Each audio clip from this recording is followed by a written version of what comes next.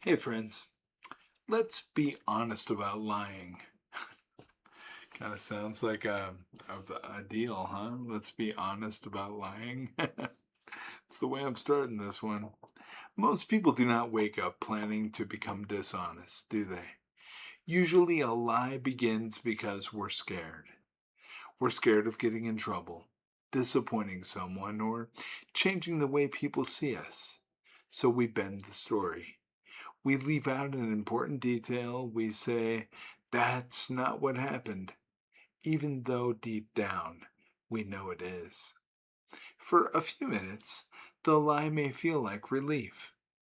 We think we escaped the hard conversation, but lies create more pressure than the truth ever would have. Now we have to remember what we said. We have to keep the story straight and wonder who knows what. We start looking over our shoulder, not because someone is chasing us, but because the truth is. That's the problem with lying. It promises freedom, but it recreates a prison. Now, you may know what that feels like. Maybe you've told one lie and then another to cover it up. Maybe you've carried a secret so long that you don't know how to tell the truth anymore. Maybe people believe a version of you that's not real, and you fear they would walk away if they knew everything. I think a lot of our young people on social media feel that way today. Millions of young people. And it's sad. It's also a little scary. And that fear is powerful. But it does not have to control you. Jesus said, I am the way, the truth, and the life. He did not say he teaches the truth. He said he is the truth. When we move toward Jesus, we move toward honesty and away from hiding. We step into the light even when the light shows things we would rather keep covered. And yes, that can be uncomfortable. The truth can be painful. It can lead to hard conversations, disappoint people, and expose choices we regret. But the truth also gives healing a place to begin. You see, a lie keeps a wound covered while it gets worse. Truth opens the wound so it can be healed. Think about Peter. He loved Jesus and believed he would stay faithful no matter what happened. He told Jesus he would never deny him. But when Jesus was arrested and Peter became afraid, that's when everything changed. People asked Peter if he knew Jesus, and Peter adamantly said no. He denied him 3 times. Now, imagine how Peter felt when the rooster crowed and he realized what he had done. He had lied about knowing the person he loved most. He had promised courage and let fear take over. In that moment, Peter must have saw the truth about himself and it broke him. But that was not the end of Peter's story. Think about this. After Jesus rose from the dead, he met Peter again. Jesus did not ignore what happened, but he also did not throw Peter away. He asked Peter 3 times, do you love me? It was as though Jesus gave Peter an opportunity to face every denial with an honest answer. Peter had failed, but Jesus restored him. Now that matters because some people believe that once they've lied, they've ruined everything forever. They think God is finished with them and the mistake has become their identity. But Peter's life reminds us that Jesus does not define us only by the worst things we've done. He tells us the truth about our sin. But luckily, he also tells us the truth about his grace. You see, grace does not mean the lie did not matter or that there will be no consequences. Sometimes trust is damaged. Sometimes people just need time. Sometimes we must accept that our dishonesty hurt someone. Forgiveness does not always put everything back together overnight. But grace? Well, grace means you don't have to stay the person who lied. You can become honest. You can change. You can take responsibility and stop blaming everyone else. You can say, I was wrong, without adding an excuse. You can say, I need to tell you the truth, even if your voice shakes. You know what that's called, friends? That is courage. We often think courage means never being afraid. It does not. Courage means doing what is right while fear is still present.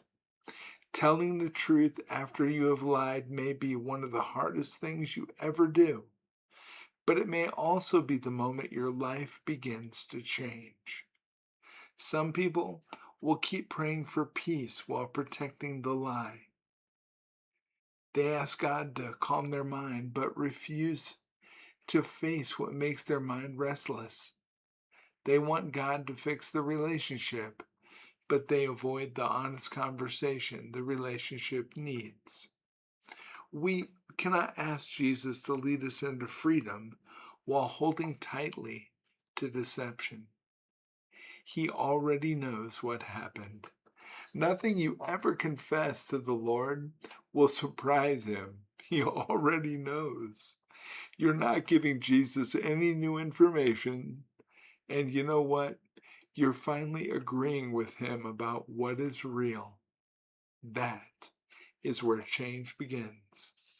Maybe the lie involves money, a relationship, an addiction, a mistake at work, a broken promise, or something hidden from your family. Maybe you never said anything false, but allowed someone to believe something untrue because their misunderstanding benefited you. Whatever it is, Jesus is not asking you to hide it better. He's asking you to bring it into the light. That does not mean you must tell every detail of your life to everyone. Wisdom and privacy do matter. Some conversations belong with God, a trusted counselor, a pastor, a spouse, or the person directly affected. But wisdom is not deception. Privacy protects what is personal. Lying, well, lying creates a false reality. And there is a clear difference, isn't there? A truthful life is not a life without mistakes. It's a life where mistakes are admitted. It's a life where you do not spend all your energy trying to look perfect. It's saying, I do not know. It's saying, I forgot. And it's admitting, I made the wrong choice. And I am sorry. Now, those words may feel small, but I'm going to tell you right now, they can change everything. Trust usually does not return because of one apology. It comes back slowly through consistency.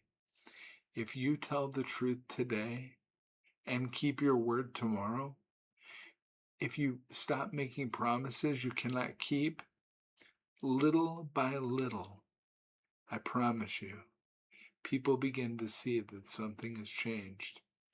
Even if others are slow to trust again, Jesus can begin changing you immediately.